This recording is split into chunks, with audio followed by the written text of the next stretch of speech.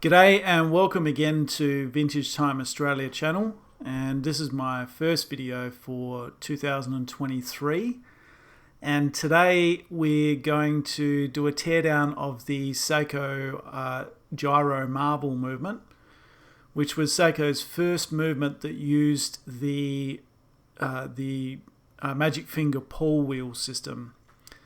So it's not their first automatic movement, but it's their first movement that used the pawl wheel. And yeah, they're still one of the only brands that use a pawl wheel for the automatic winding system. So most of the Swiss brands still use reversing wheels and things like that.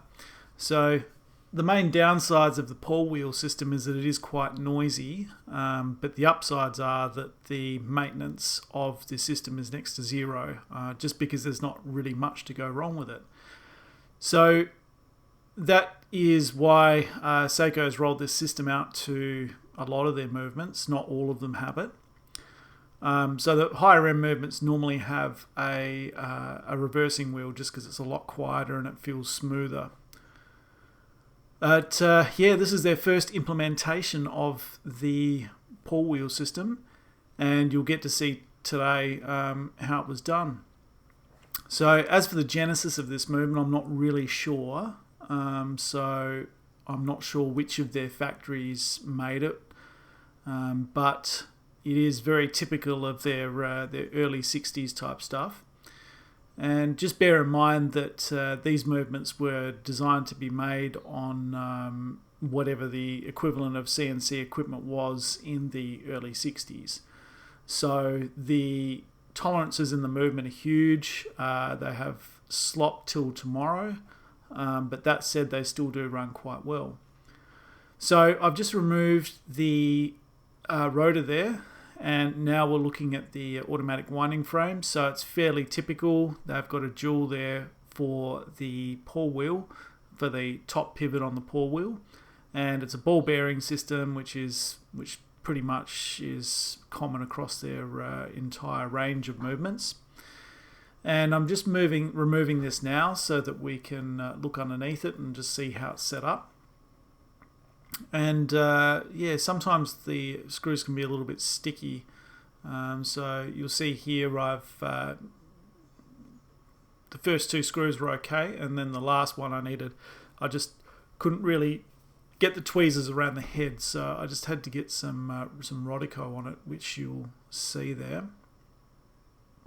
Now unfortunately we do have a little bit of shake on this video, and there's not much I can do about it. It's just due to the boom arm that I've got the camera on. So I do have a new camera set up, and we can record in 4K, and it's got an absurdly expensive macro lens and all that sort of stuff. So that's what we're filming on today. The downside of that is the camera is absurdly heavy. So the boom arm that I currently have is relatively thin, and you only need 1 millimeter or 2 movement on the boom arm, and it just shows up as massive amounts of shake here. And this is with the stabilization turned on. So yeah, it's pretty heavy. So we've just taken the automatic winding frame off there, and it's a pretty typical layout underneath. So you've got a cover plate just keeping everything together. Otherwise it's going to fall out of place. Look at the underside there of the pawl wheel. And I'm just going to now remove the cover plate so that you can see the rest of it. Now I'm not sure if that lower pawl wheel pivot has wear on it. I'll have to look at that a bit closer later on. But yeah, so now I'm removing the cover plate, and you'll be able to see the pawl lever.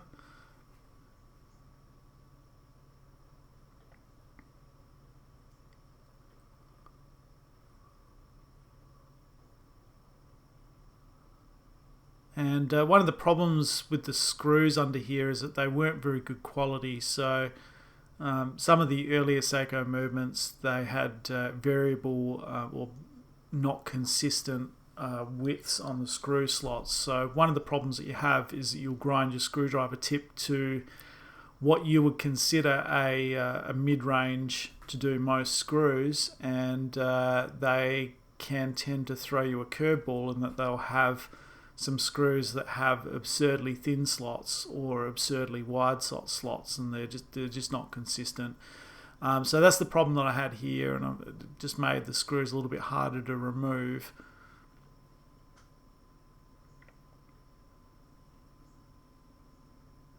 So now that we've got the cover plate off, you'll see that there's a fairly unusual shaped pawl lever. So most of the Seiko movements these days don't have these sort of wings on the back of the pawl lever. Presumably that was just to stop it from moving too much, but I can't really think of any other reason why you'd have wings on the back of it. So I'm just going to remove that setup now. You'll see there the grease around the bearing is not looking too good as well. It's kind of solidified and gone yellow, which is not very nice. So now we're just going to move. Put that stuff away and come back to the movement.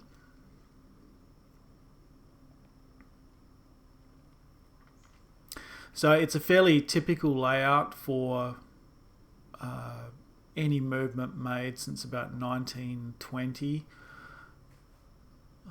So it very much looks like a manual wind movement where they've just slapped the pawl wheel system on the top, and the pawl wheel system there is just driving the winding wheel, and you can see that just on the left there with the really dirty lower pivot, and that's where it's driving it.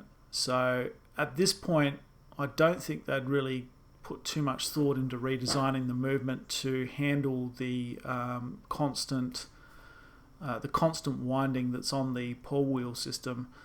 So the pawl wheel system does constantly crank wheels, so it is the wear that it is prone to, although it's a lot less than a reversing wheel system.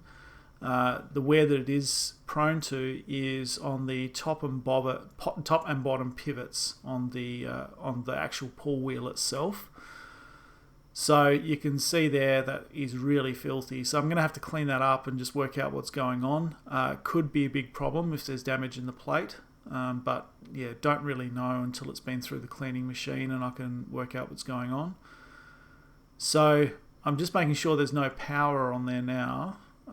Before I remove everything, and yeah, there's definitely, doesn't look like there's any power on it, but we're just going to double check because I really don't want to let the ratchet wheel go and then just have everything fly everywhere. That could cause damage, which we don't really want. So now I'm just removing the ratchet wheel, and we'll be able to see what's going on under there.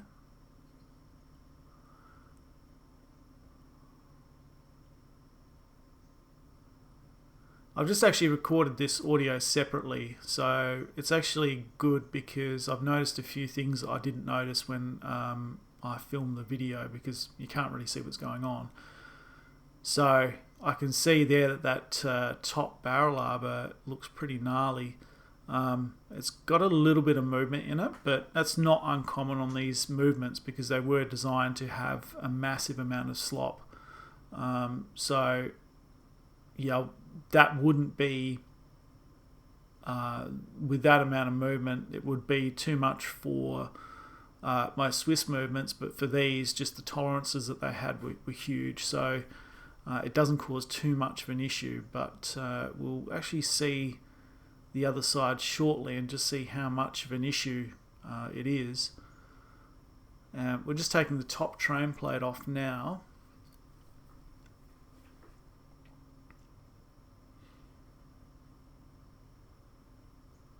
Now the screws in the winding plate and the train plate are quite nice on this. It's just the rest of the screws were not great.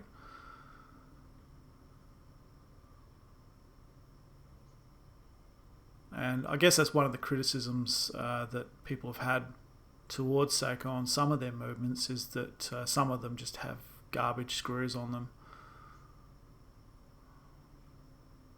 Becomes a problem when they break, but not really too much besides that.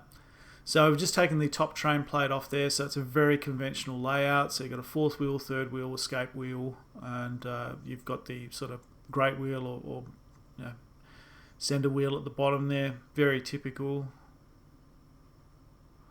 And I noticed that this is, I didn't really want to sort of try and pull this out or try too hard to get this out because I don't want to damage anything. So I'm just going to have to take the winding bridge off now so that I can get to the third wheel there.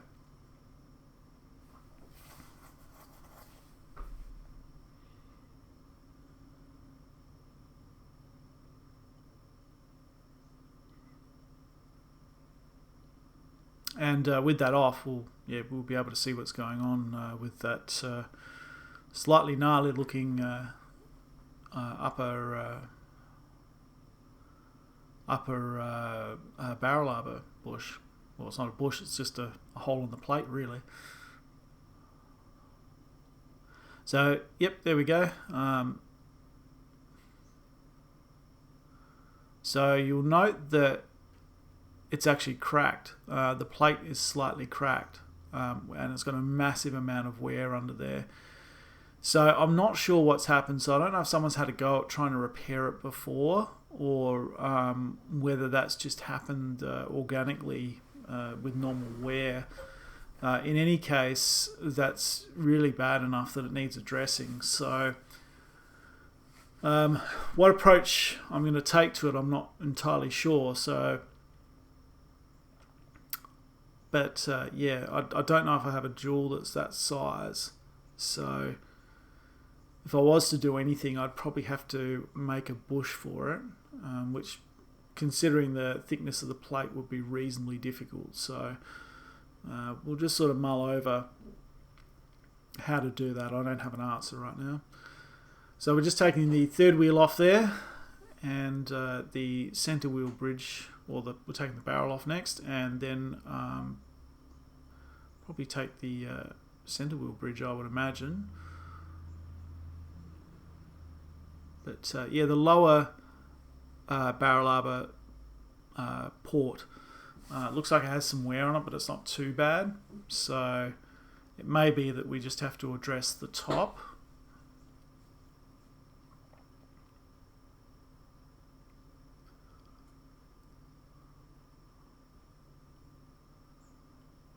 So yeah, there's not much I can do about the shake in this video. You're just going to have to deal with it. I will get another boom arm, but the problem is if I wait for to get all the equipment perfect, I'll never actually make a video. So at some point you just have to say, okay, it's not going to be 100% perfect, but let's just get it done and just learn from it and move on from there. Not only that, but I want to get this repair started, and I've only really got one opportunity to film it, so I just have to make do with what I have. So what I've noticed here is that the pallet cock bridge, or the pallet cock has a broken screw in it, so half of the head's missing on the screw. Sometimes you can just sort of get a screwdriver in there and just rotate the head enough to loosen it up, but unfortunately in this situation I couldn't really get much out of it at all, so that's going to require replacement.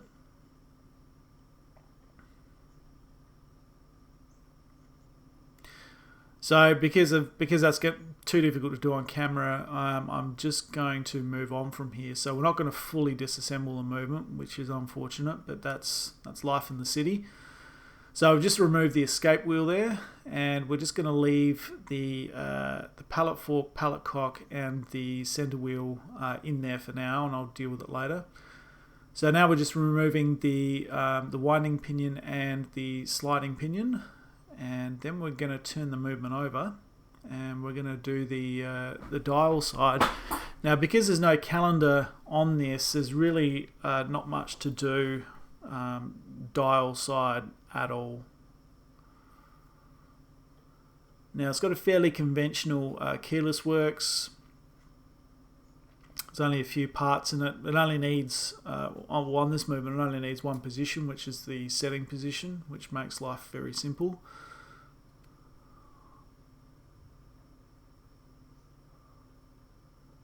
So we're just removing the hour wheel now, and that just came straight off. And now we're going to remove the minute wheel.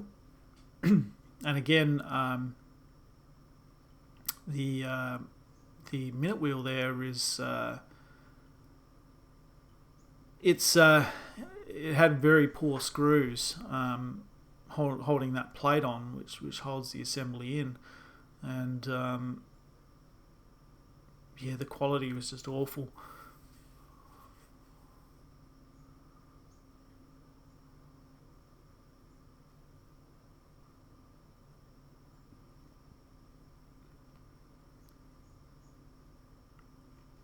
The plate's fairly typical of their, the main plate is fairly typical of their earlier movements. Looks like all the lower end Swiss movements as well. So I managed to eventually get the screwdriver just to bite in those screws and remove those.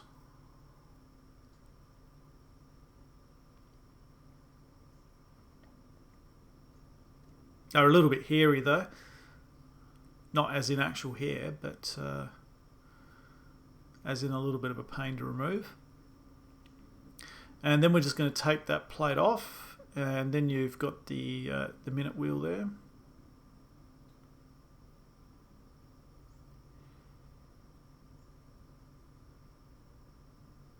And also the cannon pinion there, that's all very typical. Not really any surprises.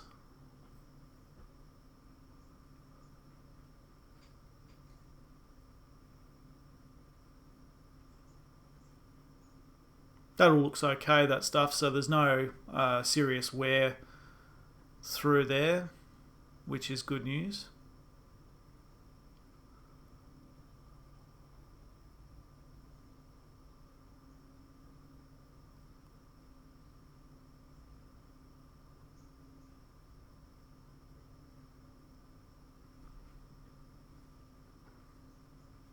So now we've just got all we've got left is the setting lever and the yoke. I'm going to leave the setting lever in.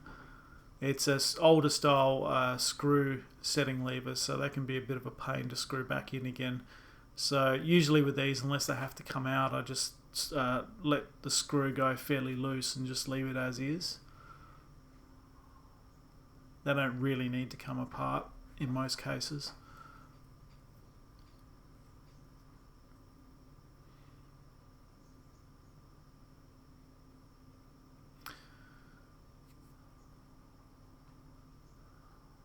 Alright, so we've just got the yoke and the yoke spring left, really. So anyway, we're going to put that plate away, and we're just going to come back to one of the parts that we saw earlier. So we're just going to come back to that top winding plate and the very bad arbor port on there. I'm just going to zoom right in so you can see how bad it is. So to me it looks like, from what I can see there, it looks like someone's hit it with a screwdriver to try and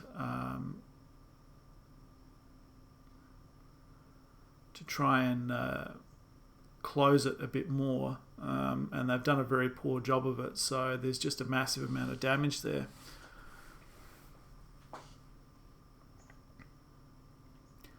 Which really doesn't make for a very happy day for anyone. And yeah, repair is not going to be easy on that. It's a very thin plate, which doesn't really help matters either, because it's harder to make a thin part than a thicker part. But yeah, you can just sort of see that from all angles, at how bad that is. But yeah, I'm about 85% certain it's a botched previous repair on that. Because you can see the plate's dented.